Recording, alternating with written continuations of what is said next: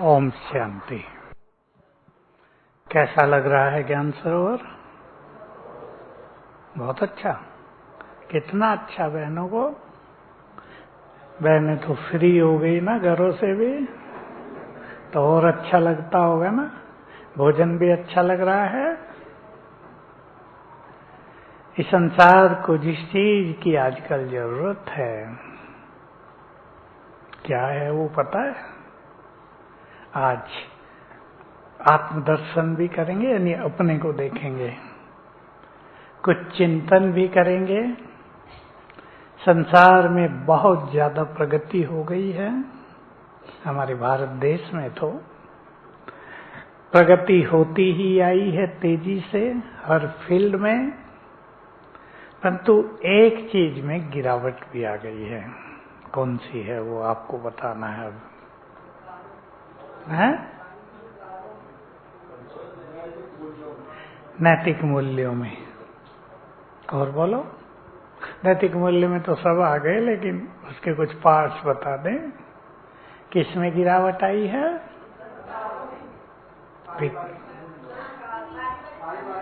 पारिवारिक संबंधों में, मोस्ट इम्पोर्टेंट चीज। इसके अलावा मन के विचारों में, उससे शांति अशांति में बदल गई। जो प्यार होता था, अब आप आगे सब जानते हैं कहाँ रह गया है वो। मैं आप सबको याद दिलाऊं, ये भारत बहुत महान देश रहा है। इससे महान संसार में कोई नहीं था। वैसे एक हंसी की बात भी सुना दूं। ट्रकों के पीछे कोई लिखा रहता है ना। हम कार से जा रहे थे अहमदाबाद, तो हमारे आगे जो ट्रक चल रहा था, भीड़ थी तो हमें उसके पीछे पीछे थोड़ी देर चलना पड़ा। लिखा था 99% लोग बेईमान, फिर भी मेरा देश महान। हम हंसते ही गए। महान तो है भारत, और था, बहुत महान था। देखो आज भारत में एक चीज की बड़ी चर्चा होती है, सनातन धर्म होती है ना। लेकिन क्या लोगों को पता है ये सनातन धर्म क्या था, क्या है? अनेक सनातनी ड्रिंकिंग भी करते हैं, और दूसरा भी, वो तो आप समझ ही गए क्या क्या। हमारा ये देश आदि सनातन देवी देवता धर्म से भरपूर था। इसका पूरा नाम है आदि सनातन देवी देवता धर्म। जहां मनुष्य देवता था, हम सब देवता थे। आप यहाँ अपने को झांक कर देखें तो आप पाएंगे सबके अंदर देवत्व भरा हुआ है। समझते हैं ना देवत्व, देव संस्कार। जरा सी गलती कर दें, मन खाने लगता है, गड़बड़ हुई है। उस देवत्व को हमें जगाना है कि भारत देवताओं की जन्मभूमि, भगवान की जन्मभूमि और कर्म भूमि है। इसलिए ये बहुत महान है। चरित्र अभी तक भी भारत की ब्यूटी है। ठीक है, बहुत कुछ खेल बिगड़ चुका है, वो आप सब सुनते रहते हैं। मेरे से ज्यादा मैं तो कम सुनता हूं। क्या क्या संसार में हो रहा है आजकल। तो हमें सबसे पहले, मैं आपको एक विचार दे रहा हूं, अपने संकल्पों को बदलना है। हमारी कल्चर बदल जाएगी। ये एक बहुत सुंदर बात सभी अपने साथ ले जाएं। विचार बदल दो, आपका संसार बदल जाएगा। ठीक बात है या नहीं? मैं एक बहुत प्रैक्टिकल बात सुना रहा हूं, मोटा सा उदाहरण। हमारे पास कैंसर के डॉक्टर, सर्जन, फिजिशियन बहुत आते हैं। एक व्यक्ति है, कुमार है, बैचलर, हमारा फ्रेंड है, बहुत प्रसिद्ध आजकल वो अपने एरिया में कैंसर स्पेशलिस्ट है। मैंने पूछा कोई, हम मन की बात ज्यादा करते हैं, तो मैंने पूछा अपने पेशेंट का कोई अनुभव सुनाओ। तो कहा गांव के लोग जब कैंसर से पीड़ित आते हैं जल्दी ठीक हो जाते हैं, और जितने पढ़े लिखे आते हैं ठीक होते ही नहीं। अब बताओ कारण?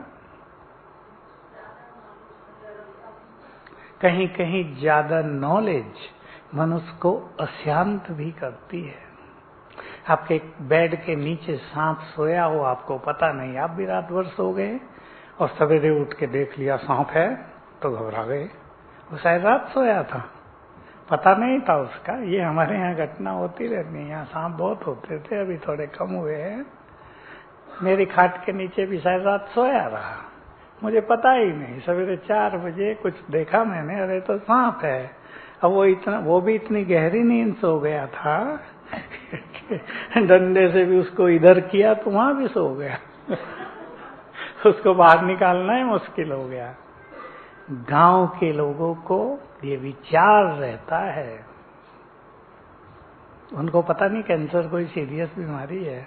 उनको लगता है बुखार जैसे आता है चला जाता है, कैंसर भी आया है चला जाएगा, ज्यादा नहीं सोचते। पढ़ा लिखा अगर किसी डॉक्टर को कैंसर हो जाए तो वो तो मरा, उसको सब पता है क्या क्या हो रहा है अंदर, क्या क्या होगा। तो सोच बदलने से जीवन बदलता है, संसार हमारा बदलता है, हमारे परिवार बदलते हैं। हमारी कल्चर देव कल्चर थी, बहुत महान कल्चर थी, सतयुग में थी, वो त्रेता में थी। लेकिन मैं अभी की आपको बात बताऊं, 2 इतिहास के बहुत हीरो एक्टर रहे हैं, आपने उनका नाम सुना है, एक महाराणा प्रताप, एक छत्रपति शिवाजी, सुना है ना।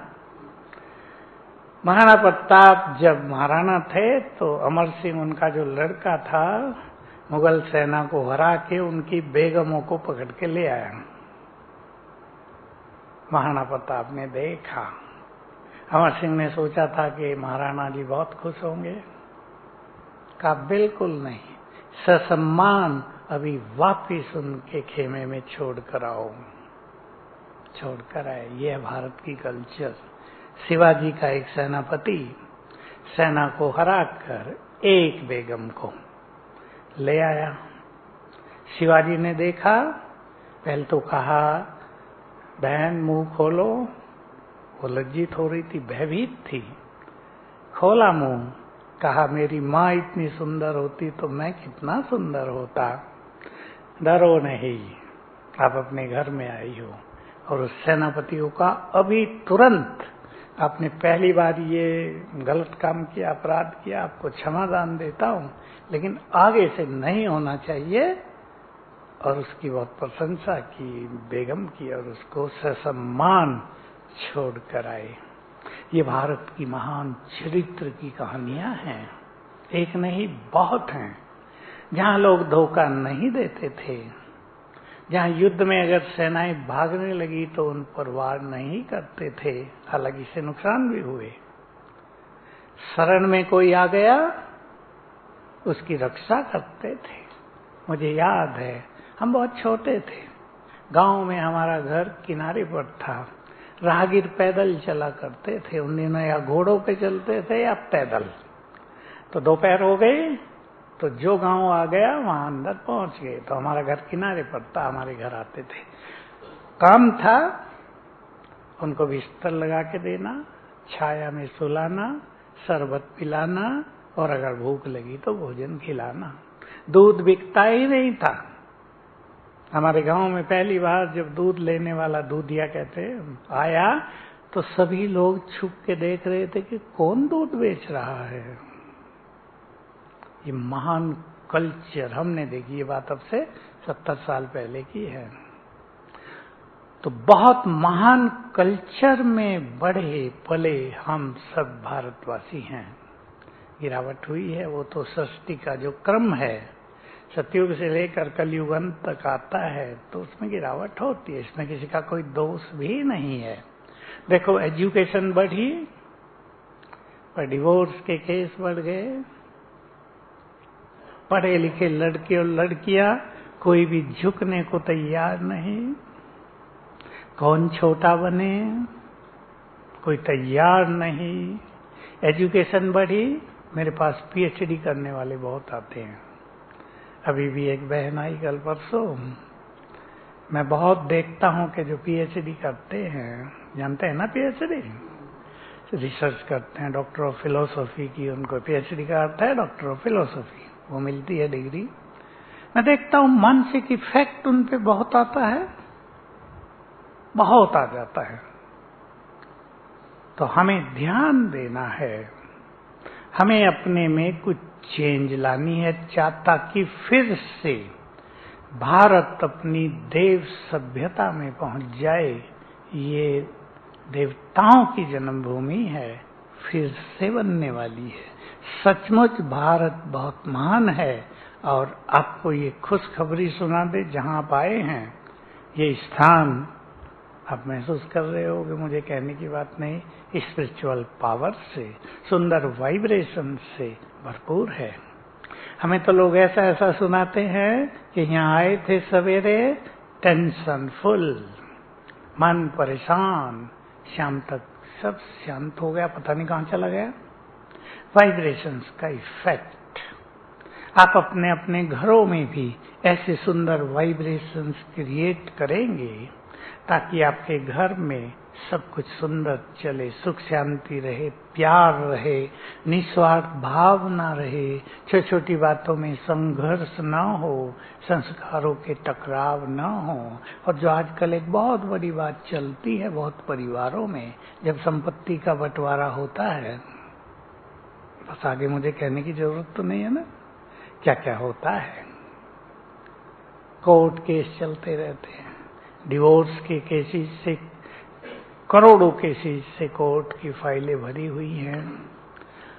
तो हमें इस सब को चेंज करना है, अपने से शुरुआत करनी है, ताकि हमारी अपनी कल्चर डिवाइन हो जाए, देवत्व से भरपूर हो जाए। हम कलयुग में रहते भी अपनी जो मूल चीजें हैं उनको जीवन में ले आएं, उनका जीवन में अनुभव करें। मैं बताऊं आपको, भारत कितना महान देश है, क्योंकि हम भारत में रहते हैं, हमें वो चीजें पता नहीं चलती। और जब कोई व्यक्ति विदेश जाता है, जैसे मैं बहुत जाता हूं, तो वहाँ की सफाई या वहाँ की ईमानदारी या वहाँ की रोड के नियम, कारों के चलने के तरीके, सब डिसिप्लिन, उसको देख के लगता है हमारा भारत देश तो बेकार है। लेकिन बेकार नहीं है, वहाँ के वाइब्रेशंस और यहाँ के वाइब्रेशंस में बहुत अंतर है। आप सबको पता है, मोदी जी ने सफाई अभियान की बात की थी। क्या कमेंट्स करते थे भारत के बुद्धिमान लोग? अरे भारत में कोई वो केला खा के छिलका बाहर न फेंके, ये हो ही नहीं सकता। भारत में मूंगफली खा के लोग छिलके बाहर ही फेंक देंगे, यहाँ सफाई कहाँ होगी? गांव के लोग सफाई कहाँ करेंगे यहाँ? लेकिन हो गया या नहीं? बहुत जगह हो गया। हम लोग भी जाते हैं, कोई भी कार वाला कुछ भी कागज का पीस भी बाहर नहीं फेंकता। तो भारत के वालों के अंदर ये सब मान्यताएं हैं, उनको जगाना है बस हम सभी को। तो सभी यहाँ आकर अपने पे दृष्टि डालेंगे। आध्यात्म की शक्ति की इस संसार को बहुत जरूरत है।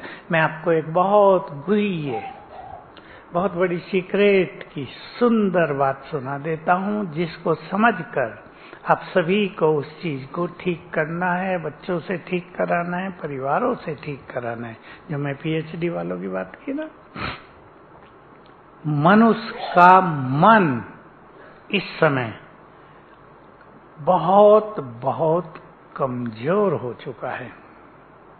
क्योंकि सतयुग में जब हम इस संसार में आए थे, हम परफेक्ट थे, हमारा मन बहुत शक्तिशाली था, हमारी बुद्धि बहुत श्रेष्ठ थी।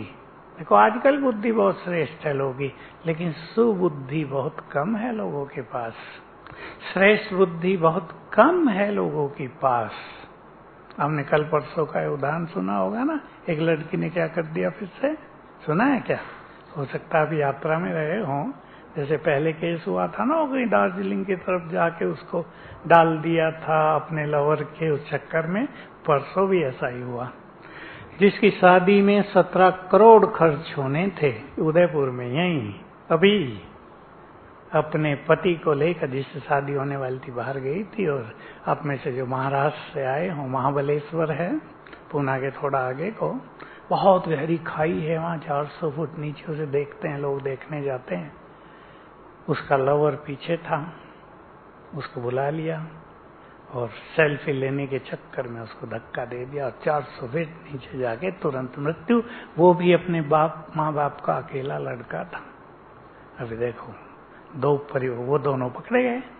आजकल तो पुलिस के पास बहुत सारे तरीके हैं, दोनों को जेल में या तो फांसी लगेगी या पूरा जीवन जेल होगी। तो ये सब मनुष्य के कमजोर मन की पहचान है, लक्षण है। एक हमारा देश था, अभी भी है, ऐसा नहीं कि नहीं है। शादी हो गई, पूरा जीवन साथ रहना है। बुजुर्ग माता बैठी है बैज लगा के, थी या नहीं? पूरा साथ रहना है। हमारा डेलीगेशन जब पहली बार चाइना में गया तो जगदीश भाई थे, जानते हैं जो यहाँ ज्ञान वाले हैं, बताया कि वहाँ लोग चुपचाप बात करते रहते थे कि भारत की लेडीज मोटी हो जाती हैं लेकिन पति को नहीं छोड़ती, ना पति छोड़ता। तब तो डिवोर्स की चर्चा ही नहीं थी हमारे देश में। विदेश में तो एक एक कम से कम 3-3 बार छोड़ा शादी की, छोड़ा शादी की। इसलिए अकेले रह जाते हैं कई लोग अंत तक। फिर गवर्नमेंट को, जैसे यहाँ बूढ़े घर बनाते हैं ना, ओल्ड एज होम, वहां बनाने पड़ते हैं बहुत सारे। तो हमें अपने देश की कल्चर को पुनः महान बनाना है। और आपको ये खुशखबरी यहाँ मिल रही होगी, इस समय स्वयं परमात्मा भारत को स्वर्ग बनाने का अपना महान कार्य कर रहे हैं। आप में से बहुत सुनते होंगे, भारत में कल की अवतार की चर्चा कर रहे हैं बहुत लोग। आएंगे, घोड़े पे सवार होंगे, तलवार हाथ में होंगी, दुष्टों का संहार होगा। अब आप सोचो, 10-20 दुष्टों का संहार करके तलवार से क्या भारत स्वर्ग बन सकता है? क्या तलवारों का जमाना रह गया? तलवारों का जमाना रह गया? ये ज्ञान देने की बात है। भगवान स्वयं इस सृष्टि पर ज्ञान देकर अपना दिव्य कार्य कर रहे हैं। आएगा नहीं, आकर कार्य कर रहे हैं। जब ये कल के अवतार की बात हुई ना, अभी तो लोगों ने वो दिखाना ही बंद कर दिया। कई लोग कहने लगे मैं ही कल की अवतार हूँ। कई बड़े सन्यासी कहने लगे मैं ही कल की अवतार हूँ। तो कंफ्यूजन पैदा होने लगा। कल की अवतार कोई घोड़े पर नहीं आएगा। भगवान स्वयं इस समय इस सृष्टि को फिर से स्वर्ग बनाने का दिव्य कार्य कर रहे हैं। आप सबको याद दिला दूं, जो आप यहाँ बैठे हैं, हम सब सतयुग में देवी देवता थे। इस सत्य को पहचानने की जरूरत है हम भारतवासियों को। हम सब देवी देवता थे। भारत में कितने करोड़ देवी देवताओं का गायन है? 33। तो मनुष्य थे ना यहाँ। मनुष्य के अंदर वो देवत्व था। देवता ऐसे नहीं ऊपर रहते थे। भारत का गायन है। यहाँ 33 करोड़ देवी देवता थे। वो हम सभी थे। यहाँ आपको अपने अंदर झांक कर हमारे अंदर जो सद्गुण हैं, जो प्योरिटी है, जो बहुत दिव्य संस्कार हैं, जो सुख देने की भावना है, जो निर्मल प्रेम अंदर में समाया हुआ है, उसको जगाना है। वो दब गया है। ये है अपनी मूल परंपरा को पुनः स्थापित करना, अपनी मूल महान कल्चर को पुनः जागृत करना, इस संसार में स्थापित करना। मैं आपको खुशखबरी सुना रहा था, सुन लें आप। संसार तो विश्व युद्ध की ओर बढ़ रहा है। बढ़ रहा है या नहीं? भाई लोग क्या समझते हैं? बोलो। बढ़ रहा है। ये विश्व युद्ध ही तो है, उसकी बिगिनिंग इसी तरह होती है। आज छोटे युद्ध, फिर ये 2-4 इनके साथ मिलेंगे, संसार 2 भागों में बढ़ता जा रहा है और यही विश्व युद्ध में परिवर्तित हो जाएगा। लेकिन भारत इन सब से मुक्त रहेगा। आज आपको पता चल जाए और आप देखेंगे भारत उन दोनों गुटों में किसी का भी हिस्सा नहीं बनेगा, अर्थात विश्व युद्ध से बाहर रहेगा। और ये भारत लाइट हाउस बन जाएगा। संसार को सत्य ज्ञान यहीं से प्राप्त होगा। ये पीस हाउस बन जाएगा। संसार में शांति की तरंगें यहीं से फैलेंगी। मैं एक उदाहरण दे रहा हूं। यहीं पर हमारी क्लास चल रही थी, सवेरे चलती है। रशिया की 21 बहनों ने अपना जीवन समर्पित किया था। आप जानते होंगे समर्पित, जैसे हमारी बहनें हैं जो आपको लेकर आई हैं, उन्होंने अपने जीवन को डेडिकेट किया है, समर्पित किया है ईश्वरीय कार्यों के लिए, पवित्रता की प्रतिज्ञा करके शुद्ध जीवन, शुद्ध खान पान, त्याग भरा जीवन अपनाया है। तो रशिया की रशियन बहनों ने 21 ने जीवन समर्पित किया था। उसमें 9 यहां पर आई। तो एक को कहा आप अपना अनुभव सुनाओ। कहा मैं अब से पहले 4 बार भारत में आई भगवान को ढूंढने। मैं आगे बैठा था जैसे आप बैठे हैं। मैंने उनसे पूछा भारत में ही क्यों आई? अमेरिका का नाम बहुत है, ब्रिटेन का नाम बहुत है, लोग घूमने जाते हैं, और बहुत सारे स्विट्जरलैंड को स्वर्ग मानते हैं, वहां क्यों नहीं गई? ये सुनते ही वो सोचने लगी कि क्या पूछ लिया, भारत में ही क्यों आई? उसको भी नहीं पता वो क्यों भारत में आई। विचार करेंगे आप सभी। तो सत्य यही है, जिसको संसार में शांति चाहिए वो भारत की ओर देखता है।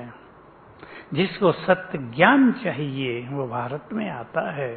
जिसको भगवान की खोज हो वो भी भारत में आता है। हालांकि आजकल भारत वालों की भागदौड़ बाहर की ओर बहुत है। वो भगवान के लिए नहीं, वो तो अपना काम धंधा करने के लिए, धन कमाने के लिए। तो ठीक है, अच्छा है, भारत के लोग भी संपन्न होते जा रहे हैं। तो ये भारत बहुत महान देश था, पुनः महान, सबसे महान सर्वोच्च तीर्थ ये भारत बनने वाला है। तो मैं आपको कुछ चीजें कह रहा हूं, अब उस पे ध्यान देना। अपने अपने घरों की कल्चर सभी को बदलनी है। अपने अपने घर को मंदिर जैसा बनाना है, सुखों का धाम बनाना है, शांति का धाम बनाना है, प्यार की गंगा बहानी है। बोलो, भाई करेंगे या बहनें? बहनों की तरफ देख रहा हूं मैं पहले, आपने तो उत्तर अच्छा दे दिया। बहनें करेंगे? हाथ उठाओ जो करना चाहेंगे। अच्छा, दोनों करेंगे। करना तो दोनों ही है, एक पहिए से तो गाड़ी चलती नहीं कभी। तो अपने में कुछ विशेष परिवर्तन लाना है। मैं बहुत ज्यादा बातें नहीं, थोड़ी सुनाऊंगा ताकि आपको याद रहे। मैं हमेशा सोचता हूं कि क्लास थ्योरिटिकल ना हो, प्रैक्टिकल होनी चाहिए। पहली चीज, हमारे बोल सुखदायी होने चाहिए। घरों में ये परंपरा सभी शुरू करे। कई घरों में होती हैं, माताओं के बोल बहुत अच्छे होते हैं कहीं कहीं, लेकिन जब खुद परेशान हो जाते हैं तो बोल थोड़े बिगड़ जाते हैं। कोई बच्चा बहुत तंग कर रहा हो तो बोल बिगड़ जाते हैं।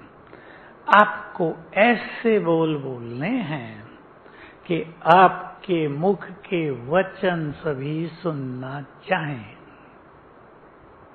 ठीक बात है? ऐसे बोल नहीं बोलने हैं जो कोई सुनना ही न चाहे।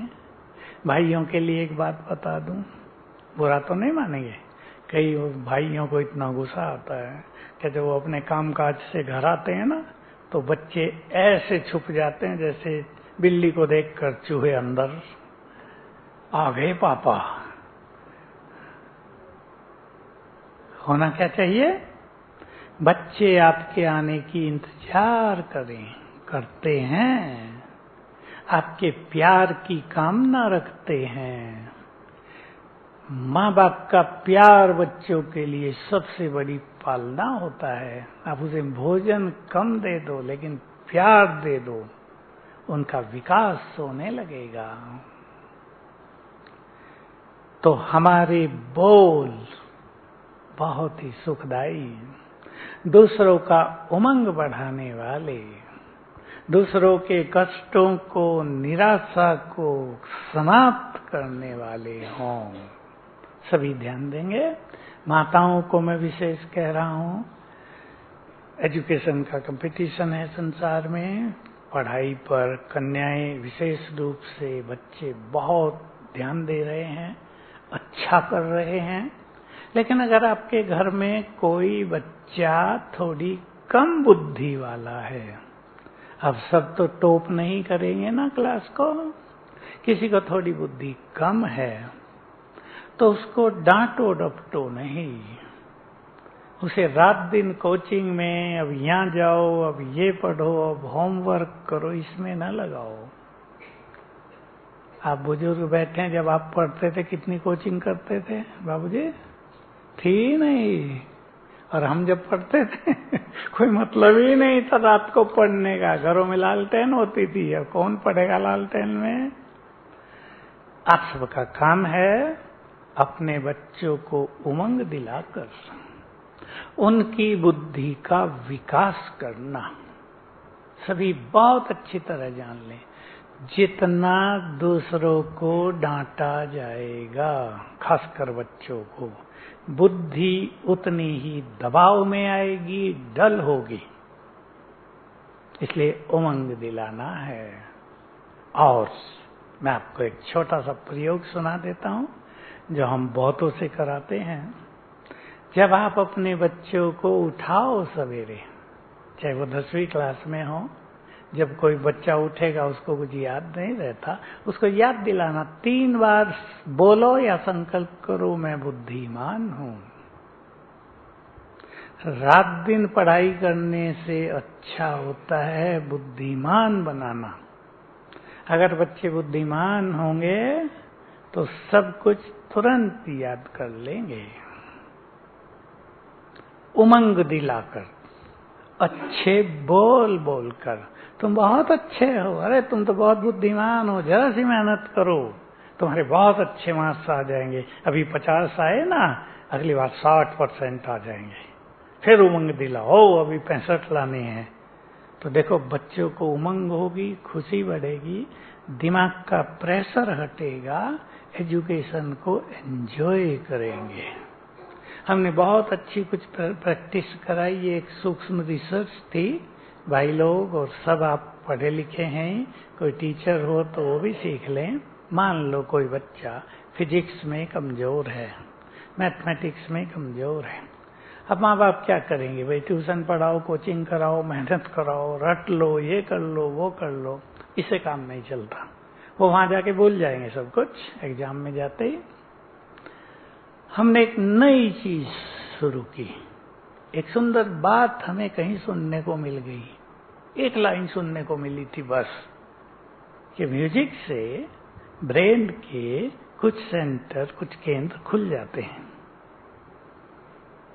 तो मुझे ये बात बहुत प्रिय लगी। चलते चलते, बहुत ध्यान से सुनेंगे, टेंशन के कारण, आपके घरों में खुशी का माहौल नहीं है, उसके कारण, पढ़ाई के प्रेशर के कारण ब्रेन के कुछ केंद्र बंद हो जाते हैं। उदाहरण के लिए फिजिक्स के लिए एक केंद्र, मैथमेटिक्स के लिए दूसरा केंद्र, म्यूजिक के लिए तीसरा केंद्र, सिंगिंग के लिए अलग केंद्र, लिखने के लिए अलग केंद्र। ब्रेन की जो रचना है बहुत सूक्ष्म है।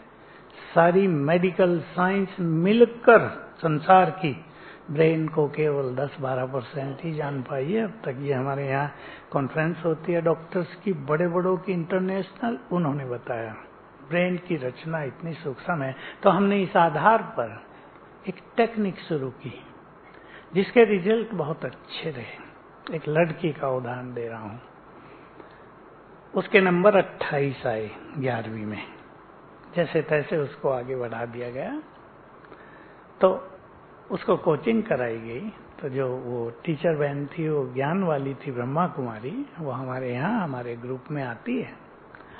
तो हमने ये सिखाया हुआ था कि बच्चों से संकल्प कराओ, आई लव माई स्टडी, मैं अपनी स्टडी को बहुत प्यार करती हूँ। Physics is very easy to me. Physics, यही उसकी इंग्लिश थी कमजोर, English is very easy to me, उसको सिखा दिया। बहुत इजी है इंग्लिश मेरे लिए। आई लव इंग्लिश, मैं इंग्लिश को बहुत प्यार करती हूँ। अब मेरे इतने अच्छे नंबर आएंगे। आई एंजॉय इंग्लिश, मैं इंग्लिश सब्जेक्ट का आनंद लेती हूँ। ये सब उसे रोज करने को कह दिया। उठते ही करो, दिन में भी करो। क्या था उसके संकल्प में? ओह, इंग्लिश बहुत कठिन, ये तो मेरे को याद ही नहीं होती, बहुत भारी है। और भी सोचते हैं अंग्रेज चले गए, मुसीबत छोड़ गए हमारे लिए, सोचते हैं ना भारत वाले बहुत ज्यादा। इससे वो जो इंग्लिश का केंद्र था वो बंद होता ही जा रहा था। कर दिया इंग्लिश बहुत ही दिया। I will enjoy English, English, I love English, English is very easy. खुलने लगा। आप खुश होंगे जानकर, रिवर्स हो गया। 82 आए 12वीं में। हम फिजिक्स वालों से कराते हैं, मैथमेटिक्स वालों से कराते हैं। मैथमेटिक्स ऐसा सब्जेक्ट है, अगर उसमें कम नंबर रह जाए तो परसेंटेज डाउन हो जाएगी, और उसमें हाई आ जाए, 90-95 आते हैं बच्चों के, तो बहुत अच्छा हो जाता है। तो हम घरों में खुशी का, शांति का, प्यार का माहौल बनाएंगे, प्रेशर का नहीं।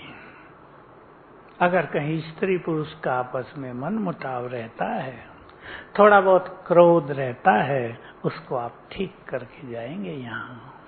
क्योंकि माँ बाप को अगर बच्चे लड़ता हुआ देखते हैं तो समझ लो उनके भविष्य के जीवन पर, उनके कैरियर पर, उनकी पर्सनालिटी पर बहुत बुरा प्रभाव पड़ता है। इसलिए सभी अपने घर को खुशियों से भरेंगे। बोलो, भरेंगे? भरेंगे ना? और इसके लिए एक सुंदर बात ले जाना, बातों को जल्दी खत्म करना, छोटी छोटी बात को डिबेट में न बदलना, छोटी छोटी बातों को परेशानियों का कारण न बना देना। एक छोटे से उदाहरण से समझ लेंगे आप। अभी 4-5 दिन पहले अमेरिका के एक भाई का मुझे फोन आया। उसने ज्ञान लिया है। कहा मेरी पत्नी मेरे से बहुत नाराज रहती है, कहती है सब घूमने जाते हैं, तुम मुझे कहीं भी नहीं ले जाते, ये है वो है। मैंने कहा तो ले जाया करो ना भाई, आप भी साल में 2 बार घुमा दिया करो कहीं भी ले जाके, अमेरिका में बहुत सुंदर चीजें हैं। कहा क्या करूं? हम अगर 5 मिनट भी आपस में इकट्ठे बैठे तो लड़ाई करके ही उठते हैं, 5 मिनट में भी। तो कहाँ ले जाऊं उसे? अभी 3 दिन ले जाऊंगा, रहूंगा, मेरा तो जीना मुश्किल हो जाएगा। अपने को हल्का करें, एक दूसरे के विचारों को सम्मान देना। और इसमें बहुत बड़ी चीज है, बहुत बड़ी है। अपनी बात को महत्व न देकर प्यार भरे संबंधों को महत्व देना। पसंद है? प्यार भरे नाते बहुत बड़ी गिफ्ट है। बातें बहुत छोटी होती हैं। आप देख लो, जिन बातों पर घरों में झगड़े होते हैं वो बड़ी होती हैं छोटी, बहुत छोटी। बहन जी ने सब्जी में नमक कम रख दिया था, भाई जी को गुस्सा आया, तुम रोज नमक कम रखती हो, खाना टेस्टी नहीं बनाती। बहन जी को और गुस्सा आया, तुम रोज ही नुक्स निकालते रहते हो, तुम्हें कुछ भी अच्छा नहीं लगता, मैं नहीं बनाऊंगी। झगड़ा शुरू। बात कुछ भी नहीं थी, नमक कम था, जरा सा डाल लो भाई, कह दो भाई कल से ध्यान रखना, बात खत्म। बातों को जल्दी समाप्त करना, आज की इस क्लास से सभी ये फॉर्मूला सीख कर जाएं। बोलो, पसंद है? सोच लो, बहनों को पसंद है? जितना जल्दी बातों को खत्म करेंगे आपके घर में खुशी, शांति, प्यार का वातावरण रहेगा, संबंधों में कड़वाहट नहीं होगी। और जो बातों को बढ़ा देते हैं, छोटी बात तूफान बन जाती है, बाद में समझ में आता है बात तो कुछ भी नहीं थी, बिना मतलब घर में अशांति कर ली। याद रखेंगे आपके घर के वाइब्रेशंस, बहनें ज्यादा ध्यान दें, जो आप भोजन बनाती हैं उसमें समा जाते हैं। आपके घर में जो पानी रखा है पीने का, वो उनको ग्रहण कर लेता है, सबको पता हो। सबसे ज्यादा सेंसिटिव है पानी, जो मनुष्य के संकल्पों को तुरंत ले रहा है अपने अंदर। फिर ये भोजन, प्रकृति, फल फूल सब्जी, आटा दाल रोटी सब। इसलिए अगर आपके घर में जरा भी मनमुटाव का वातावरण है तो आपका पानी अशांति ग्रहण कर रहा है, और जो उसको पिएगा उसको वो अशांति महसूस होगी, टेंशन आएगी। बहुत ध्यान देंगी, बहनों की बहुत जिम्मेदारी है अपने घर को खुशहाली से भर देना। बैठ जाओ, बैठ जाओ, खुशहाली से भर देना। और एक ही धारणा याद रखेंगे, बड़ी बात न बनाना, छोटी को बड़ा न करना, और बातों को जल्दी से खत्म कर देना। फिर पूछता हूं, बहनों को पसंद है? सबको पसंद है?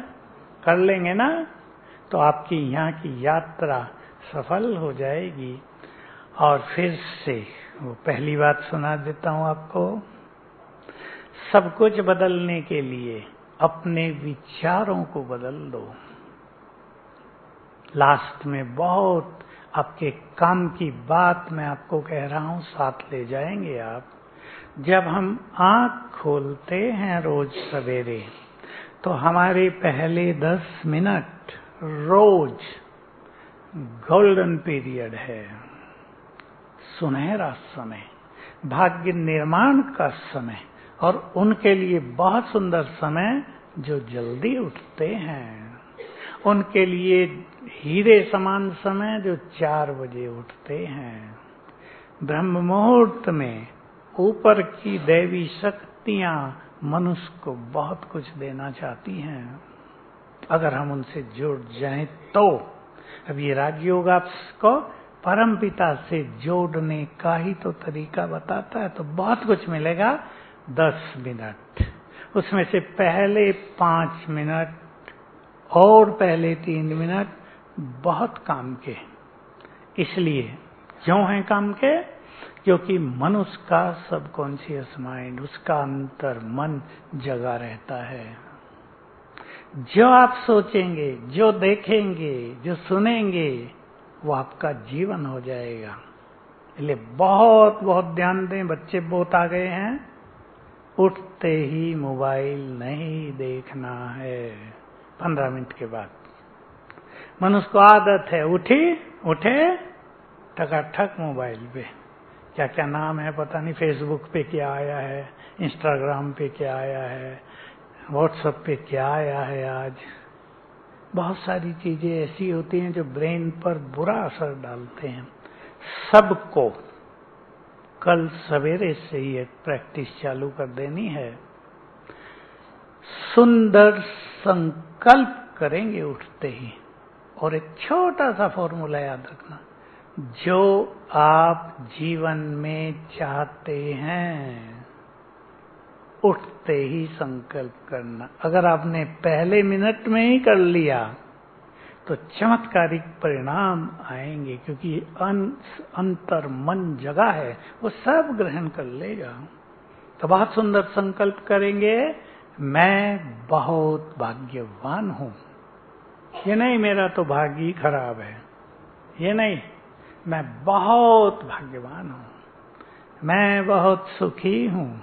सुख बढ़ेगा, भाग्य जगेगा। मैं बहुत धनवान हूं, धन बढ़ेगा, द्वार खुलेंगे आपके लिए। सफलता मेरा जन्म सिद्ध अधिकार है, सफलता का मार्ग खुलेगा। मेरा जीवन विघ्नों से, समस्याओं से मुक्त है, मुक्त होने लगेगा। भगवान मेरा साथी है, साथ मिलने लगेगा।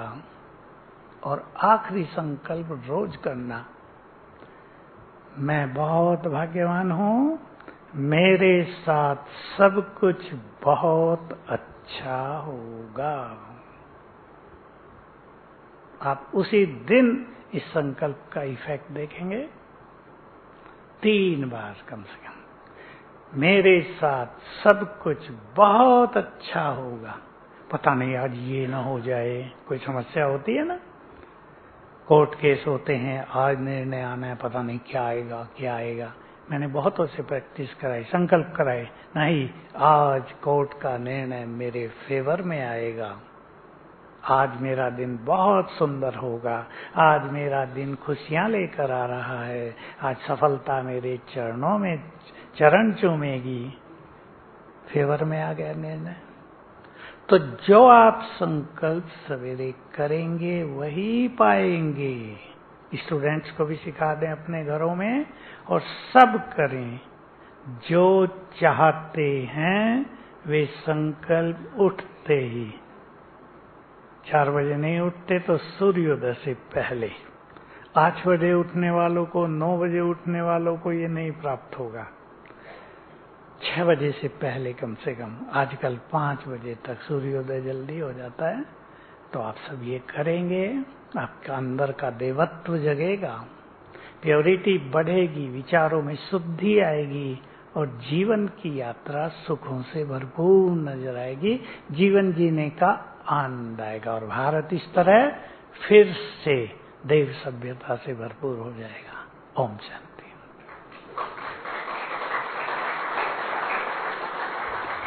चलें अभी कनेक्ट हो जाएं कुछ देर के लिए ऊपर, जरा लाल लाइट कर दो भाई।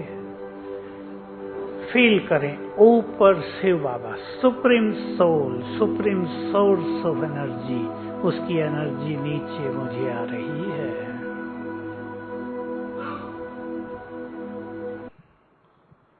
बहुत बहुत धन्यवाद भाई साहब। एक हाथ से हम भाई साहब का धन्यवाद करेंगे। आपने हमें बहुत सारे ज्ञान के अनमोल मोतियों से भरपूर किया। आपने बहुत ही महत्वपूर्ण जो सोच बदले, इससे हमारा जीवन और संसार बदलेगा। भारतीय चरित्र को अनेक उदाहरण देकर हमारे खोए हुए संसार जो समान है उसको जगाया। साथ ही साथ हम ही उस सत्युग के देवी देवता धर्म से हैं, ये स्मृति दिलाई।